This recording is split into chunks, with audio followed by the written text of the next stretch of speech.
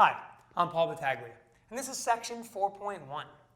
Students come into section 4.1 and they see the word integration, and they think they really don't know what they're talking about. And yeah, that's about 80–90% true, but in reality they kind of do, because they've gone through differentiation, and now what they're going to be doing is undoing some of those processes. So the essential question we would like students to answer at the end of section 4.1 is, what is an antiderivative and how is it used? Now, here are some strategies you might like to employ in class might help students. First off, the notation certainly is new. The terminology is new. So there are some terms and phrases that you might have to clarify for students. For instance, a differential equation.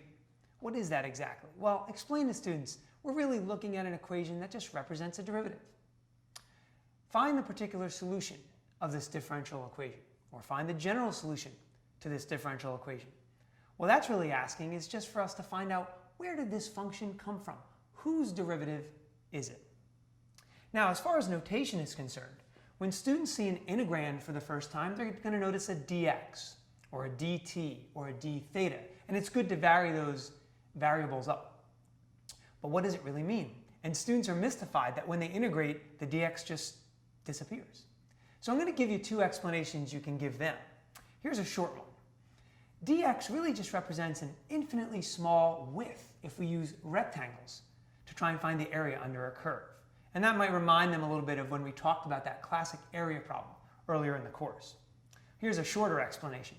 Dx would really just represent the variable of integration. So dt would mean that we're integrating in terms of t. Now, the other thing you might want to tell students is that since they know they're trig derivatives, there is a little bit of a pattern hopefully they recognize, that all trig derivatives, derivatives of trig functions that start with the letter c, are negative. Maybe that will help them when they're working with some of these early integration rules. So what are some common mistakes that students might make? Well, I'd like to look at two very specific ones that are in our examples in the textbook. Example 3c asks students to integrate 2 sine x dx.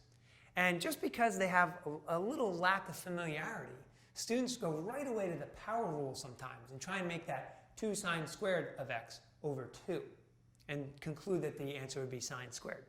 So we have to caution them against this, and we have to really kind of remind them, well, wait a minute, where would sine have come from? Whose derivative might be sine? Now, to this end, you might want to look at our lesson closer, which helps address that. And what this gets students to do is to learn how to rewrite integrals, so that they know, in these cases, they need to rely on some of those more basic rules. Now, one more mistake you might see is students who are faced with what looks like a rational function, or let's say a quotient of 2 functions. Right away, they like to integrate the numerator, integrate the denominator separately, and just say, oh, well, this must be my answer. Again, caution them and say, well, have we discussed a rule like that? And the answer is no. Right now, we're dealing with basic rules, rules that should mimic some of the differentiation rules that we've seen in the past. Finally, let's talk about some things that might help students prepare for the AP exam. Now, we talked a little bit about recognizing those trig integrals, and they are going to appear. Now, the other thing students can do during the lesson is try and use technology to support some of their answers. However, caution them, they're not going to have this luxury on the AP exam. Most, if not all of the examples they're seeing right now, they're going to have to be able to do without the use of a calculator. And finally, here's a big one. It might even seem a little bit harsh. If a student forgets that constant integration of plus c on the end of their answer, when we have a quiz or a test, the very first time they do it, what I like to do is take points off. And it seems harsh because I might do it 4 or 5 times if they keep making that same mistake. But the next time we have some type of an assessment, they never make that mistake again. And it's because those points really mean something to them, and they can't believe that they may have lost 3 or 4 points just for forgetting that plus c. I hope these tips have been helpful. I'm sure you'll find much success in section 4.1.